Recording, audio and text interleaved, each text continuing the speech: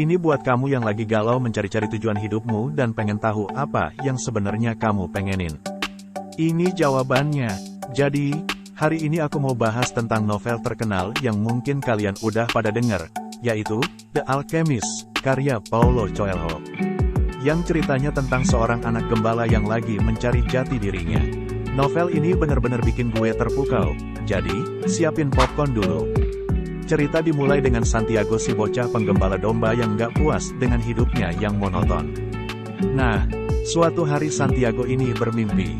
Dalam mimpi itu, ada anak kecil yang bilang ke dia harus ke piramida di Mesir untuk mencari harta karun yang bakal buat hidupnya berubah.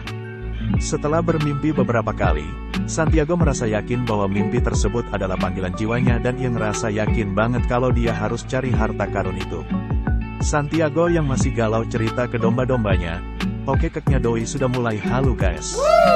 Akhirnya, dia memutuskan buat menjelajah dunia buat cari tahu apa yang sebenarnya dia pengenin.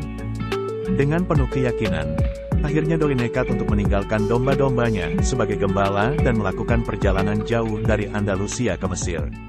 Wah, dalam perjalanan Santiago gak mulus banget deh. Dia itu ketemu banyak rintangan dan masalah yang bikin dia merasa down. Misalnya, di awal-awal perjalanannya, Santiago kehilangan semua uangnya di Tangier dan dia terpaksa bekerja sebagai tukang kebun. Kemudian, dia ditipu oleh seorang penipu yang mengaku bisa membantunya mencapai piramida Mesir, sehingga ini membuat Santiago semakin kesulitan untuk mencapai tujuannya. Selain itu, Santiago juga harus berhadapan dengan rasa takut dan keraguan yang seringkali menghalangi dia untuk mengikuti impian dan tujuannya. Selama perjalanan, dia mengalami kejadian yang membuatnya merasa putus asa dan hampir menyerah. Seperti saat dia hampir mati di gurun karena kehabisan air dan makanan, serta saat dia menghadapi pencuri dan penjahat di kota-kota yang dia lewati. Tapi untungnya doi gak nyerah, dia tetap ngikutin naluri dari hatinya, yang akhirnya bawa dia ke arti sebenarnya, yaitu perjalanan itu sendiri. Di perjalanan itu, dia sadar banget kalau penting banget buat tetap ngejar mimpi itu dan gak nyerah, walaupun kadang jalannya gampang susah. Si Santiago benar-benar mengalami petualangan yang luar biasa.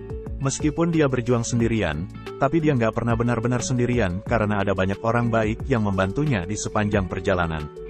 Misalnya seperti, ada yang kasih makanan, tempat tinggal, dan bahkan ada yang kasih uang buat bantu dia sampai ke tujuannya. Tapi bukan cuma itu aja, si Santiago juga dapat pelajaran berharga tentang hidup, cinta, dan keberanian dari orang-orang yang dia temuin di perjalanan. Dia ketemu sama si Fatima yang ngajarin dia tentang cinta dan hubungan, dan juga sama si Alchemist yang ngajarin dia tentang arti dari keberanian dan tujuan hidup. Nggak cuma itu, dia juga belajar dari situasi-situasi susah yang dia hadapi, kayak saat dia dikerjain sama penipu di Afrika, atau saat dia hampir mati di tengah gurun. Tapi dia selalu ngikutin naluri dan hatinya, dan akhirnya berhasil mencapai tujuannya.